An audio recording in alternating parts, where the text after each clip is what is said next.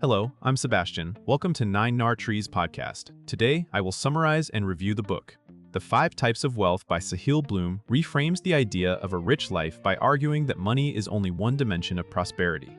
Drawing from modern behavioral science, personal reflection prompts, and practical habit design, the book invites readers to broaden their definition of success and intentionally build a life that feels meaningful day to day. Bloom organizes the journey around 5 forms of wealth, offering a clear structure for diagnosing what is working, what is missing, and what trade-offs are quietly shaping the future. Rather than treating life design as a vague self-help aspiration, the book emphasizes choices, systems, and relationships that compound over time. It is written for people who feel busy yet unsettled, successful yet uncertain, or ambitious yet worried about sacrificing health, family, or purpose. The core promise is simple.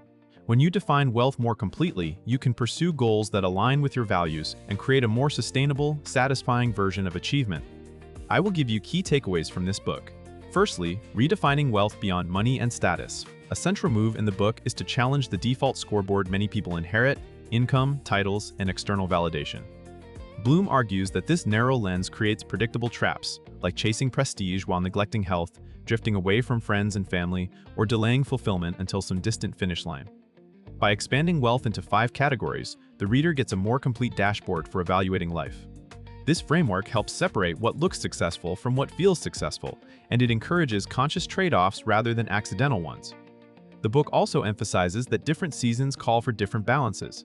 A career-building phase may demand intensity, but it should not quietly erase relationships or personal meaning.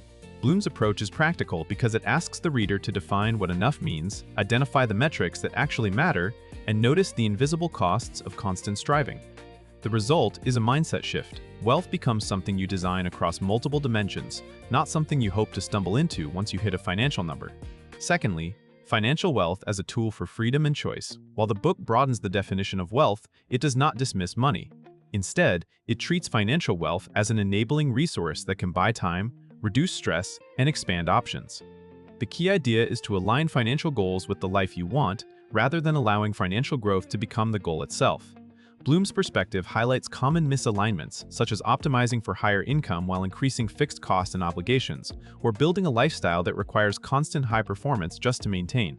The reader is encouraged to think in terms of flexibility, resilience, and autonomy, saving and investing practices that support long-term security, career choices that protect optionality, and spending decisions that reflect values. Financial planning becomes connected to other dimensions of wealth, including relationships and purpose. In this framing, money is most valuable when it reduces forced choices, like staying in a harmful job, postponing health, or missing important family moments. This topic positions financial wealth as a supportive pillar inside a larger life architecture. Thirdly, social wealth and the compounding value of relationships. Another major thread focuses on social wealth, the quality and depth of relationships that provide belonging, support, perspective, and joy. Bloom emphasizes that relationships are not passive assets. They require attention, presence, and deliberate maintenance, especially for high achievers whose calendars fill up with work and logistics. The book encourages readers to treat connection as a priority, not a leftover, and to design routines that protect it.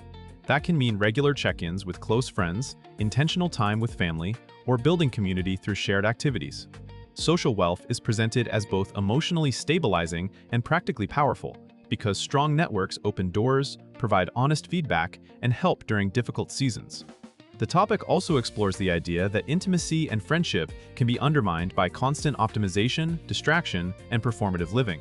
By making relationship investment concrete and repeatable, the book aims to turn good intentions into consistent behavior. Over time, these choices create a richer life that is harder to measure but easier to feel. Fourthly, time wealth and designing days that match your values. Time wealth is framed as the ability to control how you spend your days and to experience them with presence rather than constant rush. Bloom highlights that many people have the same amount of time but very different levels of agency. The book pushes readers to examine the gap between stated values and calendar reality, because schedules often reveal what is truly prioritized. Time wealth involves reducing low-value commitments, setting boundaries, and building systems that prevent reactive living. It also involves recognizing that busyness can become a status symbol that quietly steals the most important moments.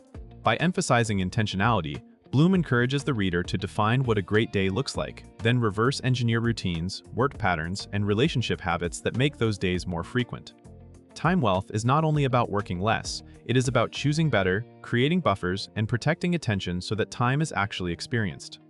In this way, time wealth becomes the bridge between aspiration and lived reality, turning life design into daily practice. Lastly, purpose, health, and the integrated life. The book presents purpose and health as forms of wealth that underpin everything else. Purpose wealth centers on meaning, direction, and the sense that your effort connects to something you genuinely care about. It is less about a single mission statement and more about living in alignment with values, strengths, and contribution. Health wealth emphasizes energy, physical capability, and mental stability, arguing that achievements feel hollow when the body and mind are depleted. Bloom's broader message is integration. The 5 types of wealth should reinforce one another rather than compete in a constant tug of war. This topic encourages readers to define non-negotiables such as sleep, movement, recovery, and practices that support emotional regulation. It also highlights that purpose often emerges through experimentation and reflection, not just planning. By treating health and purpose as core assets, the book pushes back against the idea of sacrificing well-being now to enjoy life later.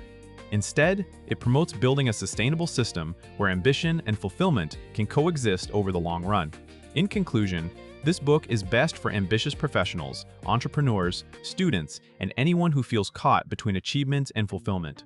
It is also valuable for readers who are doing well on paper yet sense that something is missing, such as time with loved ones, personal health, or a clearer sense of meaning. The biggest benefit is the framework itself.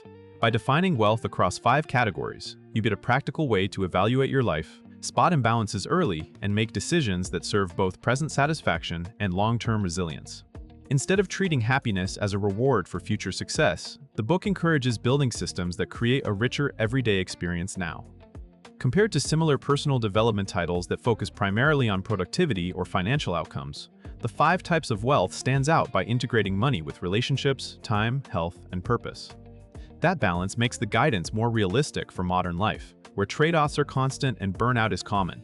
It is worth buying because it offers a clear structure, actionable reflection, and a more complete definition of success that can prevent costly regret.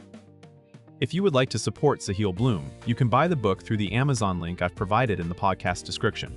After reading the book, please let me know what you think and share your thoughts. See you around.